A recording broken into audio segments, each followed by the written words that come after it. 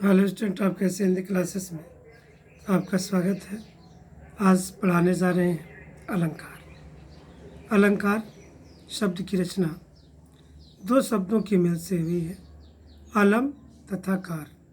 अलम का अर्थ होता है शोभा और कार का अर्थ होता है करने वाला। कर धातु से बना है। इस तरह अलंकार शब्द का अर्थ हुआ शोभा करने वाले, अर्थात वे उपादान जो शोभा या सौंदर्य उत्पन्न करते हैं उन्हें अलंकार कहते हैं। अलंकार के भेद: शब्दालंकार, अर्थालंकार। पहला है शब्दालंकार। काव्य में जहाँ शब्दों के विशिष्ट प्रयोग से चमत्कार उत्पन्न होता है वह शब्दालंकार होता है। शब्दालंकारों का अस्तित्व शब्द विशेष के कारण होता है।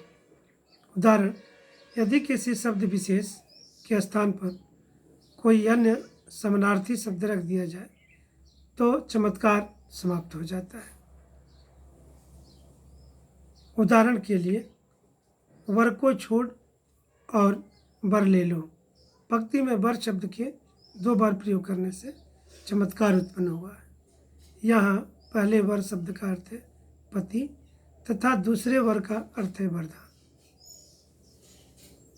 इस पंक्ति का संबंध सावित्री की कथा के उस प्रसंग से है जहाँ यमराज सावित्री के पति सत्यवान के प्राण लेकर जा रहे हैं और वह अपने पति के प्राण लौटाने का अनुरोध कर रही है। शब्दालंकार के भेद: शब्दालंकार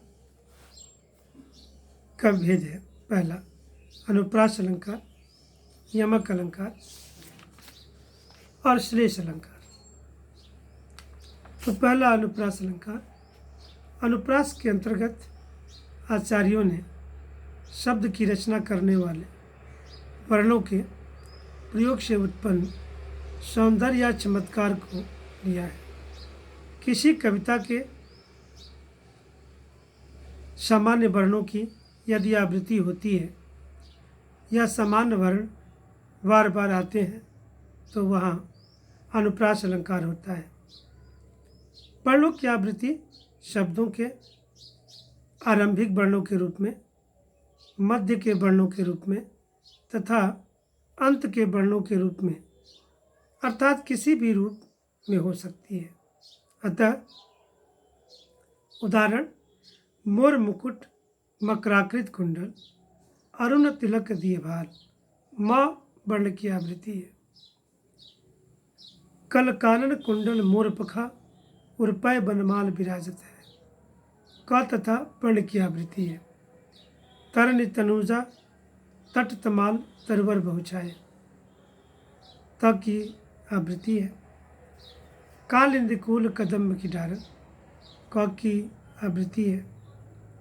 रघुपति राघव राजा राम, र वर्ण की आवृत्ति है। दूसरा यमक अलंकार। अनुप्रास अलंकार में जहाँ वर्णों का चमत्कार प्रधान होता है वहीं यमक में शब्दों का, जहाँ एक शब्द की आवृत्ति एक से अधिक बार होती है और हर बार उसका अर्थ भिन्न होता है, वहाँ यमक अलंकार होता है। आरंभ में वर को छोड़ और वर ले लो में वर शब्द यमक अलंकार का ही उदाहरण है।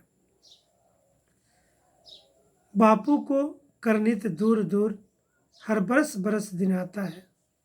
प्रथम बरस शब्द का अर्थ है वर्ष साल तथा दूसरे बरस शब्द का अर्थ है मृत्यु तथा वर्ष दिन का अर्थ है मृत्यु दिवस। अतः यहाँ यमक अलंकार है। माला फिरत जुग भया, गया न मन का फेर। कर का मन का डार के, मन का फेर। कर का मन का फेर पंक्ति में मन का शब्द दो बार आया। पहले मन का अर्थ है मन का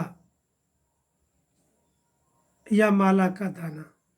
दूसरे मन का अर्थ है मन का यानी मन की हृदय की माला का जाप कर, अतः यह यमक अलंकार का धारणा। कनक कनक ते सौगुनी मादकता अधिकार, या खाए बहुरात है वह पाए बहुराय। कनक शब्द की आवृत्ति 2 बार हुई है। पहले कनक का अर्थ है धतूरा तथा दूसरे का अर्थ है सोना। पक्ति का अर्थ है कि पहले कनक धतूरा की तुलना में दूसरे कनक सोना में 100 गुनी मादकता है, क्योंकि पहले अर्थात धतूरे को तो व्यक्ति का खाकर पागल होता है, पर सोने अर्थात धन संपत्ति को तो पाकर ही पागल हो जाता है। 3 बेर खाती थी वे 3 बेर खाती है। बेर का अर्थ है फल और बेर का अर्थ है बार। काली घटा का घमंड घटा नवतारक मंडल वृंद खिले। घटा शब्द पर यमक अलंकार है। पहली घटा शब्द का अर्थ है काले बादलों की घटा तथा दूसरी घटा का अर्थ है कम हुआ। भक्ति का अर्थ है कि जब आकाश में तारा मंडल उदित हुआ तो काली घटा का घमंड घट गया। श्लेष अलंकार। श्लेष शब्द का अर्थ है चिपकना। जहाँ किसी एक ही शब्द में एक से अधिक अर्थ चिपके होते हैं वहाँ श्लेष अलंकार होता है। अर्थात जहाँ काव्य में कोई शब्द एक से अधिक अर्थों को व्यक्त करता है वहाँ श्लेष अलंकार होता है। जैसे दे रहा हो कोकिल सानंद सुमन को जो मधुमय संदेश। सुमन तथा मधुमय दोनों पर श्लेष अलंकार है। सुमन शब्द के 2 अर्थ हैं, सुंदर मन तथा पुष्प, और मधुमय का अर्थ है मधुर तथा वसंत ऋतु। इस तरह पूरी पंक्ति से 2 अर्थ निकल रहे हैं। कोकिल आनंदित होकर सुंदर मन वाले लोगों को मधुर संदेश दे रही है, अर्थात कोयल की वाणी उन्हें मधुर लगती है।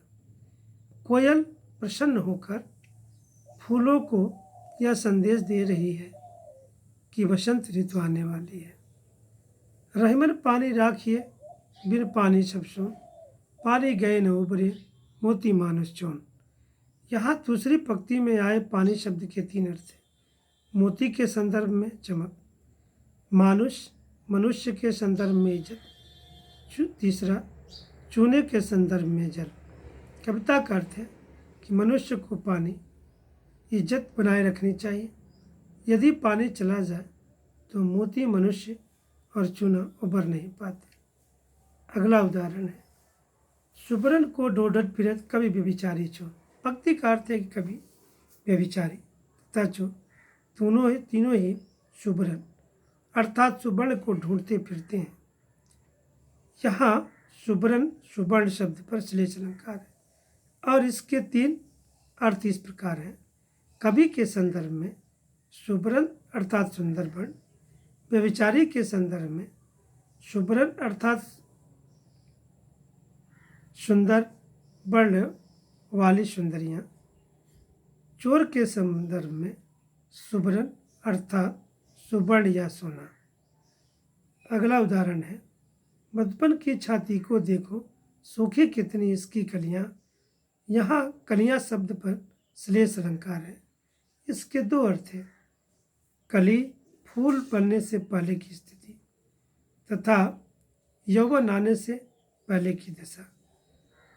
अगला उदाहरण है जो रहीम गतिदीप की कुल कपूत गतिसो बारे वजियारो करे बड़े अधीरो।